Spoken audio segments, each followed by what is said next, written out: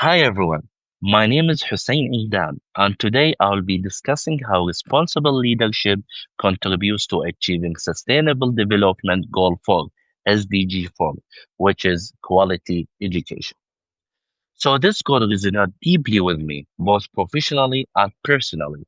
Having worked in education technology for several years, I have witnessed how digital tools can transform learning experiences, but also how unequal access to these tools can widen gaps between students and institutions.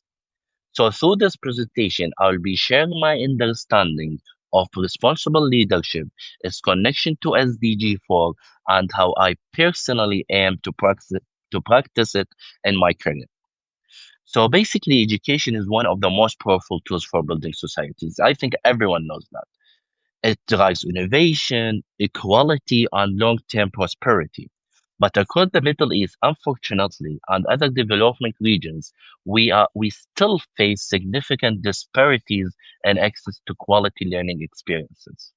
In my work with universities and ministries and schools as well, I have seen how the right learning technologies can break gaps, barriers, but only if they are accessible and inclusive. So SDG4 reminds us that education must be right, not a privilege. That's why this goal is personal for me. It aligns perfectly with my purpose to help every learner, regardless of the location or background, access to high quality, engaging, and equitable education. So responsible leadership is about leading with purpose, empathy, and integrity. It's not just about meeting performance goals, it's about balancing access with accountability to people, to society, and to the environment, of course. Mack and Bliss, in their famous book, define responsible leadership as a relational and ethical process through which leaders build trust. This is very important and serve the common good for people and society, of course. So in education, this means leaders make decisions that prioritize equity, inclusion, and student success. It means asking, are we doing the right thing for the right reasons and for the right people? So the next slide, responsible leadership directly contributes to achieving SDG 4. Leaders who are accountable and inclusive can transform how institutions adopt educational technology. For instance, an ethical leader ensures in technology is used to empower, not to replace teachers, to empower them. They ensure systems support students with disabilities through accessibility standards. They promote as well transparency in data use so that learning analytics serves students' growth rather than surveillance. This is a very important point. So by embedding responsible leadership principles into education management, we not only improve outcomes, but also build institutions that value fairness, diversity, and inclusion. So in my current and future roles, I plan to put responsible leadership into action through five key commitments, as you can see in the slide. First, advocacy for access and equity.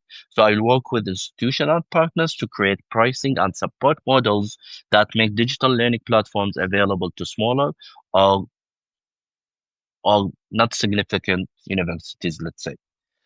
Second point is faculty enablement. I will lead workshops and coaching sessions to help institutions design inclusive courses using tools like Blackboard currently in my company, Ally, for example, to improve accessibility.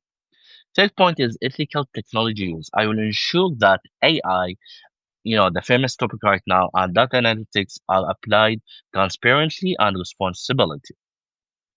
Fourth point is student engagement. I will establish structured feedback channels so students can share their learning experience and we can listen to their feedback. This is very important. And finally, evidence-based measurement. So I will analyze usage data to access impact reports on progress and these practices represent my commitment to responsible leadership, not just as a theory or just on a presentation, but as a lived approach to advancing SDG 5, SDG 4. So moving to the next slide, responsible leadership doesn't exist in isolation.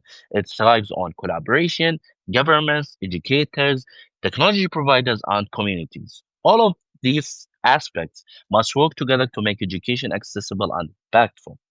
Every step toward quality education contributes to other SDGs, from gender equality to economic growth. I remember Nelson Mandela once said, education is the most powerful weapon which you use to change the world. So responsible leaders have the duty to wield that weapon wisely, ensuring no learner is left behind. So moving to the last slide. To conclude, basically, achieving SDG requires more than resources. It requires responsibility. It demands leaders who listen, act ethically, and commit to inclusion.